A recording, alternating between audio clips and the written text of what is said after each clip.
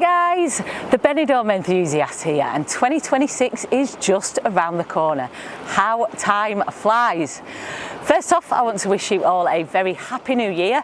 Hope 2026 brings you everything you've been dreaming of, and I hope Benidorm is included in that dream somewhere along the line. Today I'm going to be chatting to you about January in Benidorm, what to expect at this time of year, how's the weather looking, what are the average temperatures, and what are the standout events and highlights coming up for the month ahead. Perhaps you're thinking of booking a cheeky last-minute break, but you want to know if it's worth coming to Benidorm in January. Well, then this video is for you. So let's start with events. Obviously, January starts with a massive New Year party, and in Benidorm, the place to be to bring the New Year in is the Old Town end of Levante beachfront.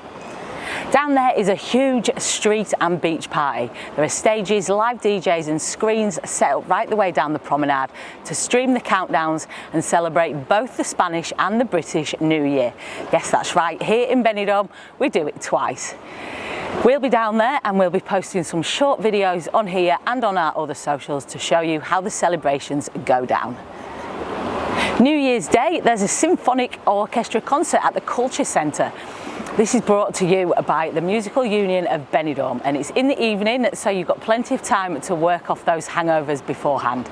It starts at 7 p.m. and tickets are €12. I'll post links for tickets and additional info for all the events I mentioned today on the video description below. After New Year, while the festivities wind down for you guys in the UK, it's still Christmas time here in Spain for another full week.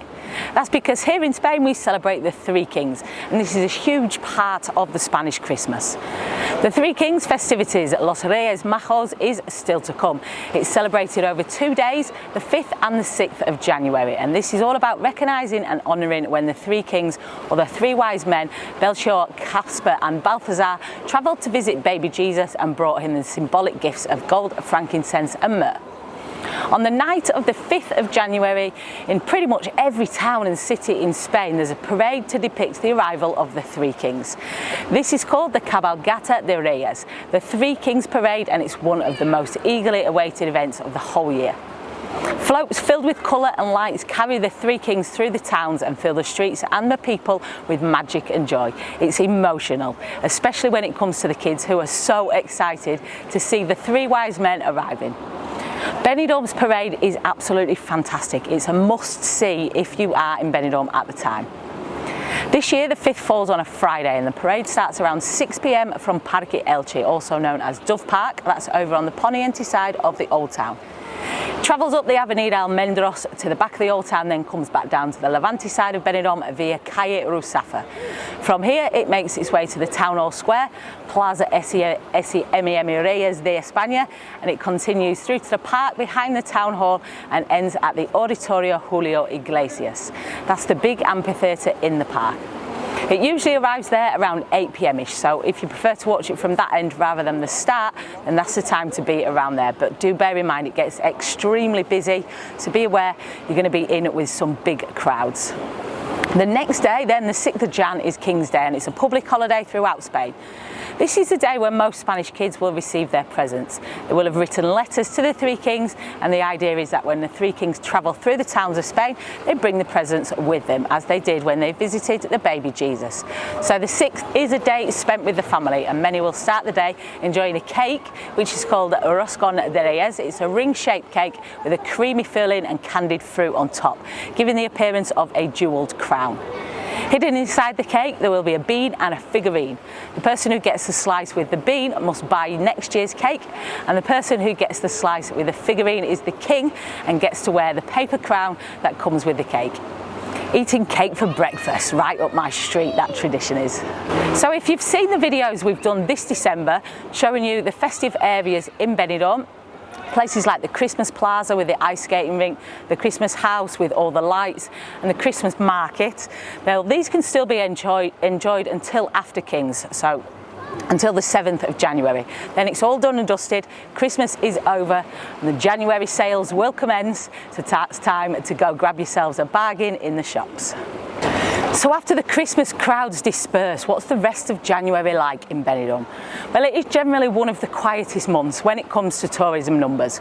And some cafes, bars and restaurants will close for a short rest, for a bit of a holiday, but Benidorm never closes completely. And many people actually prefer coming at this time of year for the specific reason that there are less crowds and that it has a much more chilled vibe than other times of year. The strip area still has loads of entertainment on, and you're almost guaranteed a seat in the entertainment bars because it is a quiet time. The beachfronts have a lovely relaxing vibe going on, and the old town still has its hustle, bustle, buzz pretty much all year round. January is a great time for sightseeing. Get on up to the Cross or the Mirador to admire the incredible views, hike the Sierra Helada mountain range, or if that's too strenuous, perhaps have a go at the downhill bike ride. Jump on the tram, check out some of the surrounding areas. Highly recommend a day out in Alicante City, which you can get to very easily on the tram, and we've done a couple of videos on that subject, actually showing you first how to get the tram and then what to see when you get off in Alicante. So have a look at those videos if you haven't already. We'll add the links below in the video description. What about a day trip in the mountains up to Guadalest village? Or for the more adventurous, how about a jeep, a buggy or a quad tour taking you out the back and beyond, off the beaten track, showing you some of the stunning Spanish countryside that surrounds us. Some of the attraction parks are still open in January too, like Terra Natura Zoo. Mundemar Animal Park is also open, just for experiences and VIP tours though. The VIP tour is excellent. It's a really good way of getting up close and personal with some of the animals up there and learning a little more about them. And great value for money as well. We'll hopefully be doing a video of that soon to show you, but we'll post a link below if you want more information and where you can get your tickets from. Benidorm Palace is open right the way throughout January for their Elements show.